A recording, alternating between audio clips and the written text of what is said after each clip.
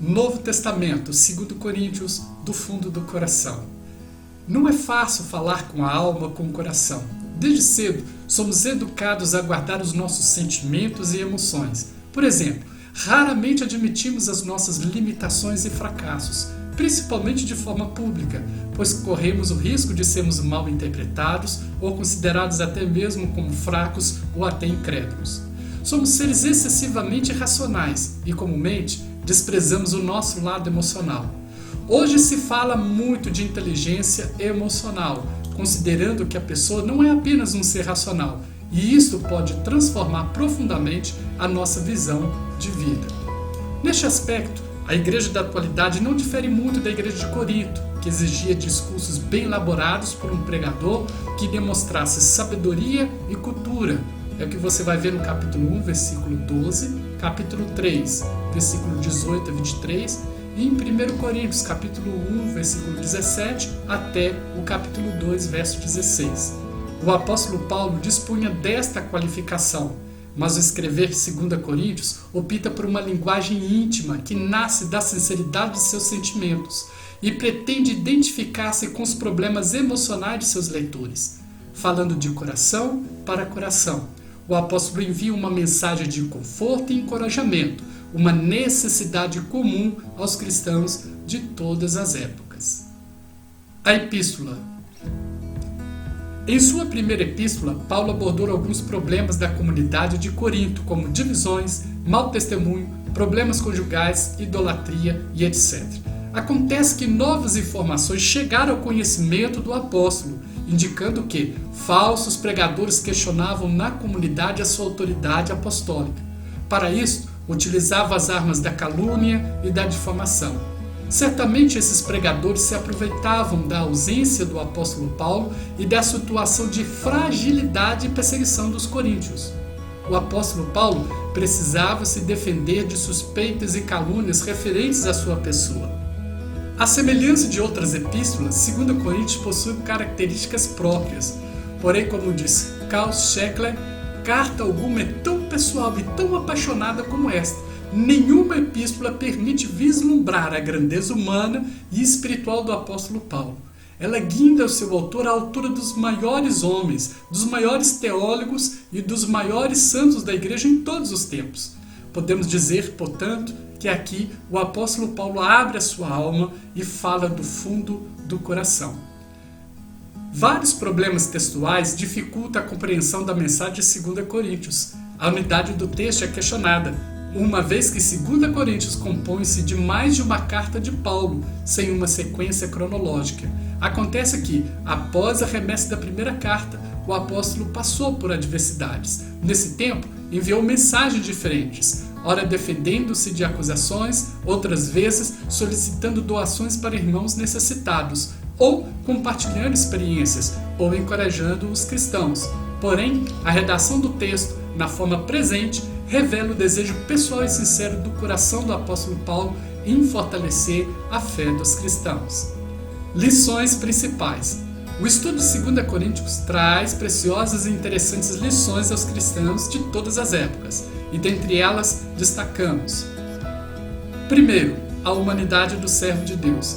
Inicialmente a epístola torna-se importante por mostrar o cristão como uma pessoa comum e normal, sujeita a situações comuns da vida.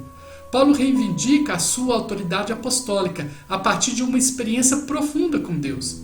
No texto principal, percebe-se que ele abre o seu coração e admite as suas fraquezas. Tudo foi experimentado pelo amor ao Senhor e à sua causa, como era do conhecimento da comunidade. Paulo entregou-se de corpo e alma à obra missionária, movido por uma visão celestial, e a sua dedicação levou-o a enfrentar toda sorte de adversidade. Eis aí uma preciosa lição para nós. Enquanto muitos pregam o sucesso e a prosperidade como evidência da bênção, o apóstolo admite as lutas e vitórias, mas também os fracassos e derrotas, como sinal da presença constante do Senhor em seu ministério. Ao conviver com provocações, aflições ou tentações, devemos louvar a Deus e perseverar firmes, pois haveremos de crescer na fé, conforme anuncia Tiago, capítulo 1, versículo 2 a 4. O O apóstolo também ensina-nos quanto à importância de compartilhar com a comunidade as nossas experiências. Paulo despe a sua alma perante a igreja e mostra a possibilidade de ver as pessoas como são, sem máscaras, sem fingimento, sem encenação. Os filhos de Deus são pessoas normais, finitas e limitadas, sempre carentes da graça de Deus, conforme declara em Romanos 3:23.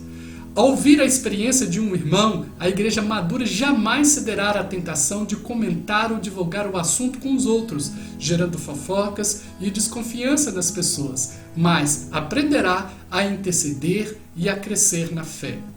2. A disposição para contribuir com a obra. Nessa epístola, o apóstolo menciona a necessidade dos irmãos de Jerusalém, a igreja-mãe, vítima da grande fome causada pela fraca colheita que aconteceu em 48 d.C. Da Macedônia, Paulo extrai um exemplo para as demais igrejas quanto à bênção da contribuição, capítulo 8. Para esta grande colheita, semelhante às nossas campanhas beneficentes, os cristãos devem abrir os seus corações e oferecer as suas doações, lembrando que a oferta é proporcional à motivação do coração e às suas posses, sem mesquinhez, sem tristeza ou movida só por necessidade, pois Deus ama a quem dá com alegria. Capítulo 9, verso 7. Constantemente somos desafiados a oferecer a nossa solidariedade às pessoas. Por exemplo, socorrer as vítimas da seca, do frio, das catástrofes ou das injustiças sociais, doar agasalhos, cobertores, calçados, alimentos, etc., visando amenizar o sofrimento de alguns. As igrejas deveriam solidarizar-se com a necessidade dos outros, desenvolvendo mais do que campanhas assistenciais ou intercessão em favor dos carentes. É recomendável a adoção de povos ou grupos, oferecendo-lhes condição de vida digna dos seres criados à imagem e semelhança de Deus. Vamos aprender a repartir o pão e a cultivar a solidariedade cristã, movidos pelo amor, mas através de atitudes concretas, como recomendava Paulo. 3. O tratamento adequado aos opositores. Nos capítulos 10 a 13 da segunda carta aos Coríntios, o apóstolo Paulo utiliza um tom severo e violento, defendendo-se dos opositores que pretendiam desmoralizá-lo perante a comunidade. Paulo enfrenta os opositores com firmeza e determinação e repreende os cristãos que deram ouvidos àquelas calúnias. Como é visível na leitura do texto, a artimanha deste tipo de gente geralmente é feita através de difamações, suspeitas e calúnias. O ministério de Paulo era conhecido dos coríntios e eles haveriam de distinguir entre os verdadeiros e os falsos missionários. Em 2 Coríntios capítulo 12, versículo 11 a 18, o apóstolo apresenta as marcas do verdadeiro missionário, que caracterizam-se por perseverança em meio às tribulações, dedicação incondicional à obra, desapego material, autenticidade e sinceridade de coração, e etc. Passam-se os tempos, mudam-se as épocas, mas pessoas mal intencionadas continuam a se infiltrar no meio do rebanho, causando muitos males aos abnegados servos e dedicados servos de Deus. A igreja deve manter-se alerta e cautelosa quanto aos que, em nome de uma boa causa, adentram a comunidade com atraentes opções, mas que terminam por prejudicar os líderes e depois toda a comunidade. O apóstolo recomenda, inclusive, um exame pessoal profundo para verificar se os cristãos estão permanecendo firmes na fé, pois muitos são levados por ventos de doutrina, rebelando-se contra a autoridade de seus líderes espirituais. Por isso, ensina a epístola a buscarmos as motivações mais íntimas que nascem do fundo do coração, porque dele procede as fontes da vida. Provérbios 3, 24.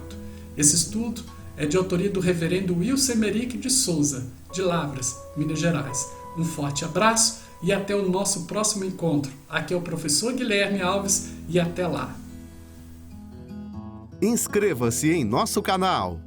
Obrigado por assistir o nosso vídeo.